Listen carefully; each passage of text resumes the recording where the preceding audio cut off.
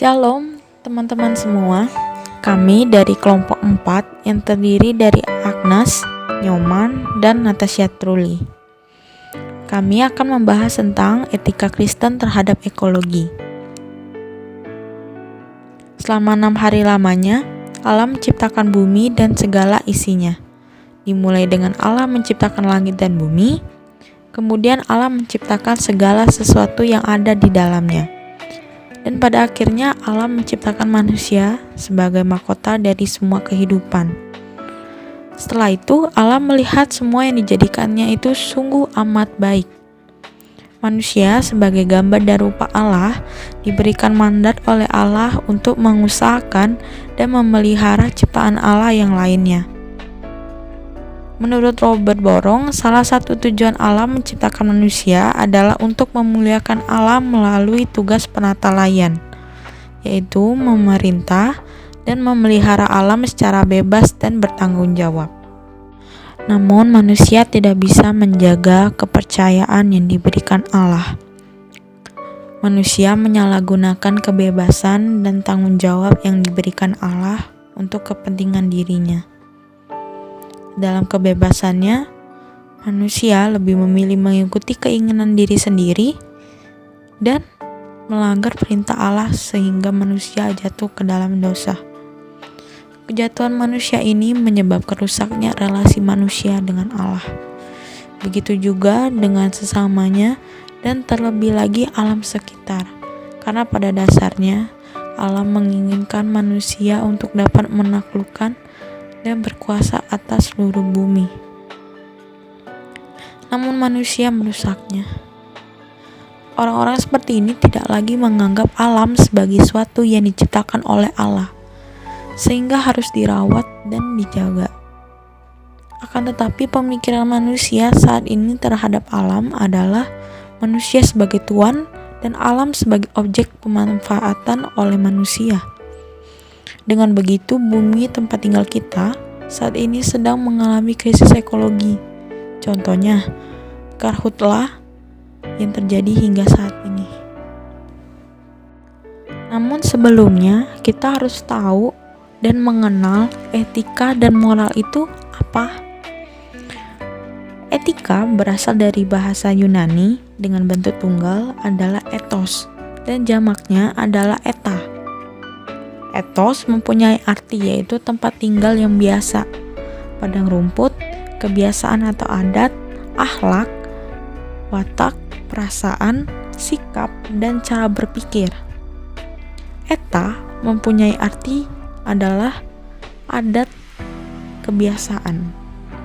Jadi etika adalah suatu ilmu yang membahas tentang perbuatan baik dan buruk manusia sejauh yang dapat dipahami oleh pemikiran manusia.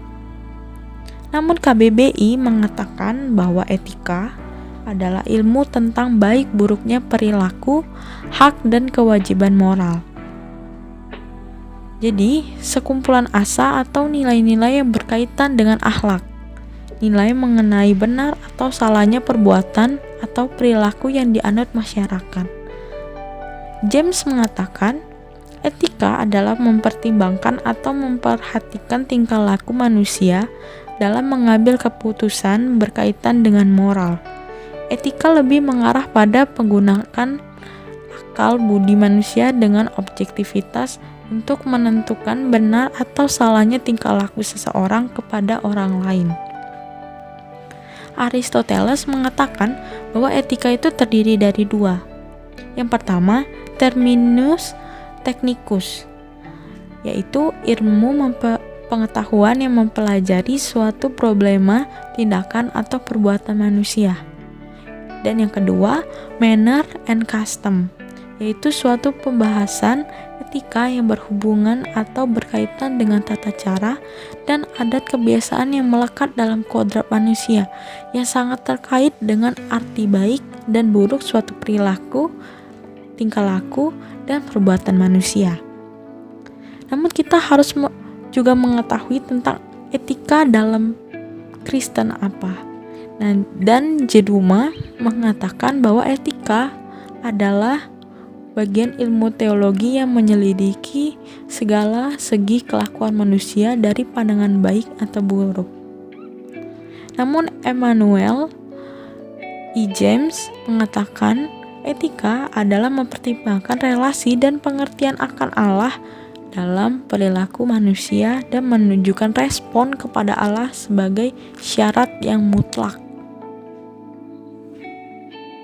Setelah mendengarkan penjelasan mengenai etika, sekarang penjelasan mengenai moral. Moral berasal dari kata Latin, yaitu mos, yang berarti kebiasaan. Kata mos jika akan dijadikan kata keterangan atau kata sifat, lalu mendapat perubahan dan belakangannya, sehingga membiasakan menjadi moris, kepada kebiasaan moral dan lain-lain. Dan moral adalah kata nama sifat dari kebiasaan moral dan lain-lain. Dan moral adalah kata nama sifat dari kebiasaan itu, yang semula berbunyi moralis. Jadi, bisa disimpulkan, moral adalah suatu hukum tingkah laku yang diterapkan kepada setiap individu untuk dapat bersosialisasi dengan benar sesama manusia, agar terjalin rasa hormat dan menghormati. Kata moral selalu mengacu kepada baik dan buruknya perbuatan manusia. Moral secara eksplisit adalah hal-hal yang berhubungan dengan proses sosialisasi dengan individu.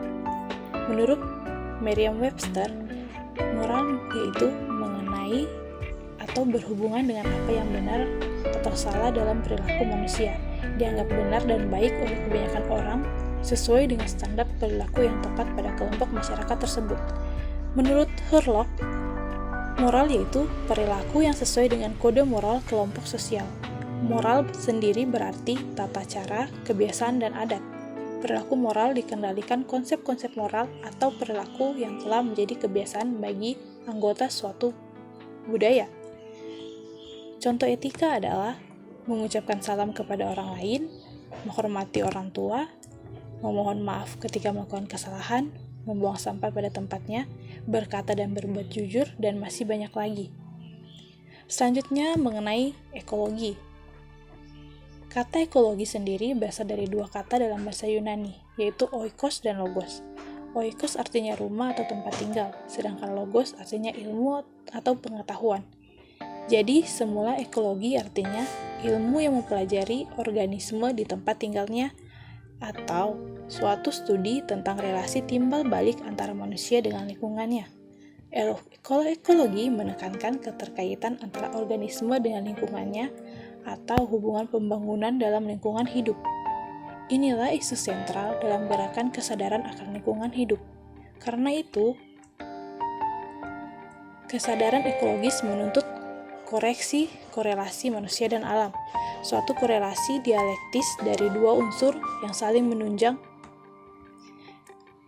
Menurut Miller, ekologi adalah suatu ilmu mengenai hubungan timbal balik di antara organisme serta sesamanya dan juga lingkungannya. C. Elton, yaitu suatu ilmu yang mengkaji sejarah alam atau juga kehidupan alam dengan secara ilmiah.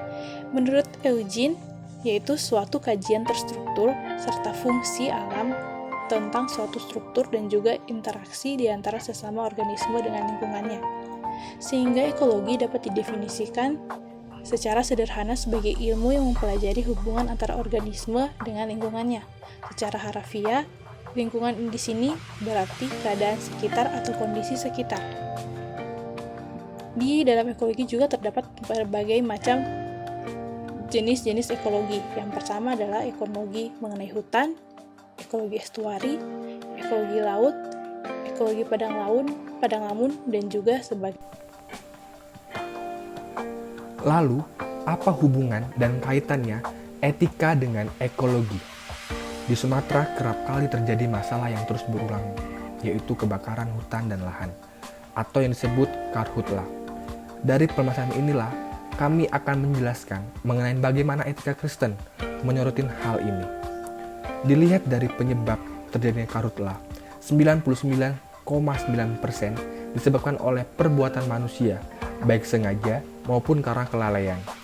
Sedangkan sisanya, 0,1%, disebabkan oleh faktor alam seperti petir, letusan gunung berapi, dan sebagainya. Hal yang sama juga ditemukan di Provinsi Riau, di mana kecenderungan masyarakat dan perusahaan membuka dan menyiapkan lahan atau yang disebut dengan land clearing dengan cara membakar cukup tinggi, karena memang cara ini jauh lebih murah dan mudah dibandingkan dengan cara mekanis atau tanpa membakar. Ditambah lagi, ada anggapan bahwa dengan membakar lahan gambut akan menaikkan tingkat keasaman tanah di lahan tersebut sehingga cocok untuk pertanian maupun perkebunan.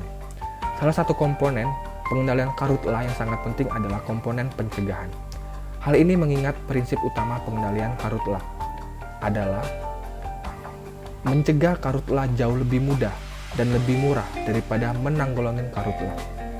Jika kita lihat di undang-undang negara kita, yaitu Undang-Undang Dasar, membahas tentang kehutanan, yaitu Undang-Undang Nomor 18 Tahun 2013 yang mengatakan bahwa hutan sebagai anugerah yang Tuhan amanatkan kepada bangsa Indonesia. Bahkan bukan hanya untuk bangsa Indonesia, untuk kita semua manusia di bumi ini. Faktor menjadi penyebab terjadinya karhutlah adalah adanya unsur kelalaian dari manusia dan adanya faktor kesengajaan. Karhutlah terjadi lebih sering karena faktor kesengajaan oknum-oknum tertentu untuk membuka lahan baru untuk industri. Hal ini dilakukan karena biayanya yang lebih murah, tetapi mereka tidak memikirkan apa yang dapat ditimbulkan dengan membakar hutan. Kejadian ini menjelaskan bahwa etika dan moral manusia sudah mulai rusak. Banyak orang yang tidak memikirkan jauh ke depan terhadap dampak yang telah dilakukannya. Padahal, negara telah menuliskan undang-undang tentang pembakaran hutan, yaitu Undang-Undang Nomor 41 Tahun 1999 dan Pasal 78 ayat 3 berisikan sanksi kurungan 15 tahun dan denda maksimal 5 miliar terhadap pelaku pembakaran hutan. Namun, masih ada yang melanggar. Jadi, moral dan etika manusia butuh dipertanyakan mengenai hal ini. Kejadian 2 ayat 15 mengatakan bahwa to work it and take care of it, yang menjelaskan kata guard and save, yang dapat diartikan sebagai memelihara dan menjaga taman itu, yang dimana waktu itu taman sebagai tempat tinggal. Jelas bahwa Tuhan ingin kita dapat memelihara dan menjaga bumi beserta isinya dengan baik, karena bumi ini sebagai tempat kita tinggal dan kita harus bisa bertanggung jawab dengan apa yang telah diamanatkan Tuhan kepada kita. Lalu, apa solusi untuk menjawab permasalahan ini? Kami mengambil 2 solusi. Solusi pertama adalah restorasi perilaku. Restorasi ini dalam arti adalah usaha untuk memulihkan kembali keseimbangan ekosistem yang telah rusak oleh tindakan manusia.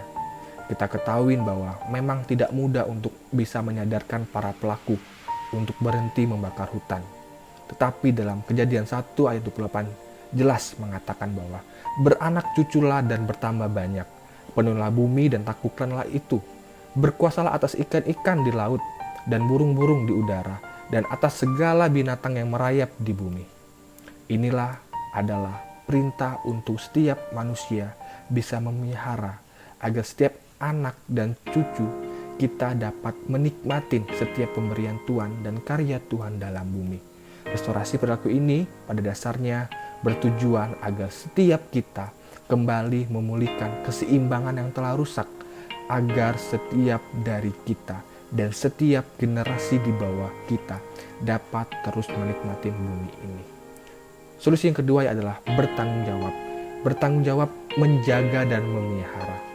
Jadi, tidak hanya berani untuk merestorasi semua apa yang telah terjadi, namun kita harus bertanggung jawab akan setiap tanggung jawab yang Tuhan berikan kepada kita.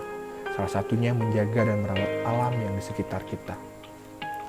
Jadi teman-teman, manusia merupakan ciptaan Allah yang berbeda dengan makhluk ciptaan yang lain, karena manusia diciptakan segambar dan serupa dengan Allah. Oleh karena itu, Allah memberikan perintah kepada manusia untuk mengusahakan dan memelihara seluruh isi bumi. Namun, setelah manusia jatuh ke dalam dosa, hubungan manusia dengan lingkungannya menjadi buruk. Manusia pada akhirnya merusak lingkungan dan tidak memelihara. Salah satu contoh kerusakan lingkungan terjadi di Indonesia adalah kebakaran hutan dan lahan yang terjadi hampir setiap tahunnya di Sumatera. Tindakan tersebut bukanlah hal yang seharusnya dilakukan oleh manusia, terlebih orang Kristen. Sebagai orang Kristen, kita sudah dipercaya kepada Tuhan. Haruslah mengalami perubahan dalam sikap dan perilaku kita terhadap lingkungan sekitar kita. Hal yang harus kita lakukan adalah menjaga, mengusahakan dan memelihara seperti bagaimana perintah Allah.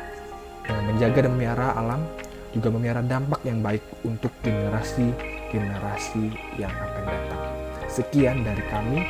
Terima kasih. Tuhan Yesus memberkati.